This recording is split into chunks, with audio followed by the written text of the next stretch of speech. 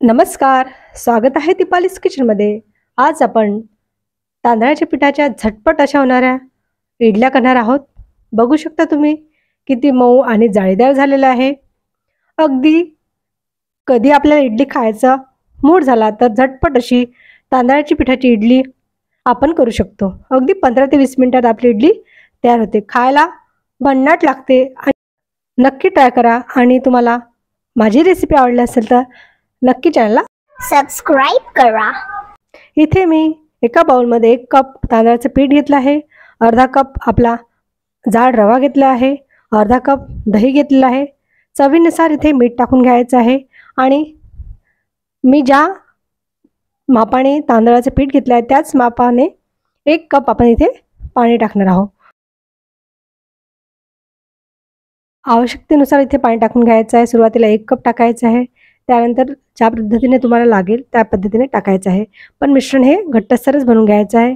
या पद्धतीने फेटून घ्यायचं आहे, मिक्स करून घ्यायचं आहे। छान तांदळ आणि रवा मिक्स करून घ्यायचा आहे। अगदी बॅटरची कन्सिस्टन्सी मी ज्या पद्धतीने दाखवत आहे त्याच पद्धतीने ठेवायची आहे। जास्त हे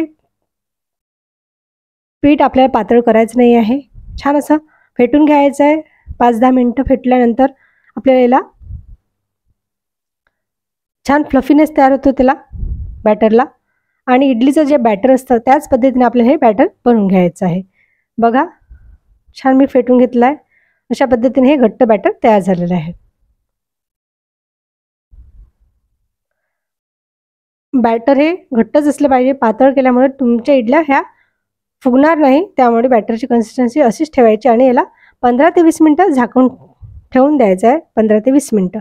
त्यानंतर 15 ते 20 मिनिटं झालेलं आहे, बघू शकता। आता आपल्याकडे खाण्याचा सोडा किंवा इनो असेल तर ते टाकायचं आहे। 1 पॅकेट मी इथे इनोचं वापरलं आहे। लेमन फ्लेवरचं इथे मी इनो घेतलं आहे।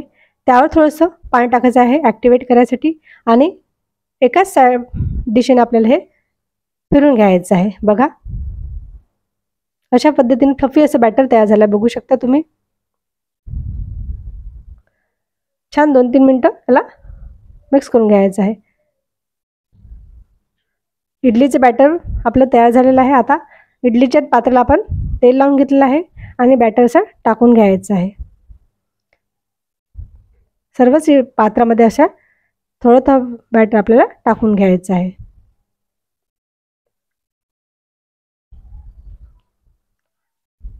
आता लगेच आपल्याला काय करायचं, इडलीचं भांडं घ्यायचं आहे, त्यामध्ये पाणी टाकायचं आहे आणि पाणी छान उकळू द्यायचं आहे। याला उकळी आली पाहिजे पाण्याला, त्यानंतरच आपल्या ह्या इडलीचं स्टँड ठेवायचे आहे। पाणी उकळलं असल्यामुळे काय होतं, उकळलं असल्यामुळे काय होतं की इडली छान फुगल्या जाते।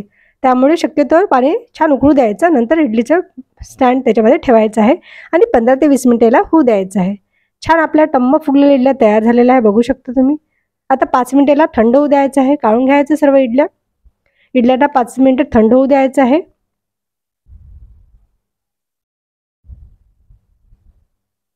आपल्या इडल्या थंड झालेल्या आहे 5 मिनिटानंतर, बघू शकता मी काढून दाखवत आहे तुम्हाला। अगदी जाळीदार असं टम्म फुगलेल्या इडल्या आपल्या तयार आहे। तांदळाच्या पिठाच्या झटपट इडल्या जर तुम्हाला खायच्या असेल तर नक्की ही रेसिपी ट्राय करून बघा आणि तुम्हाला ही रेसिपी कशी वाटली हे पण मला कमेंटद्वारे सांगसाल। बघा कुठेच आपलं इडल्या चिकटल्या नाही, अगदी अलगद ह्या निघत आहे आणि जाळीदार पण झालेला आहे आणि खायला तर विचारूच नका, खूप छान मऊ आणि लुसलुशीत झालेलं आहे, जाळीदार झालेलं आहे। मी इथे सांबार केलेला आहे, तुमच्यासोबत मी चटणीची रेसिपी पण सुद्धा शेअर केलेली आहे।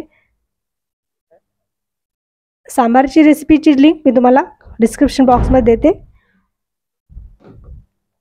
नक्की ट्राय करून बघा। बघा किती सुंदर आपली इडली झालेली आहे। रेसिपी जर तुम्हाला आवडली असेल तर लाईक करा, शेअर करा आणि सबस्क्राईब देखील करायला विसरू नका। भेटू पुन्हा अशाच नवनवीन रेसिपीसोबत, तोपर्यंत धन्यवाद।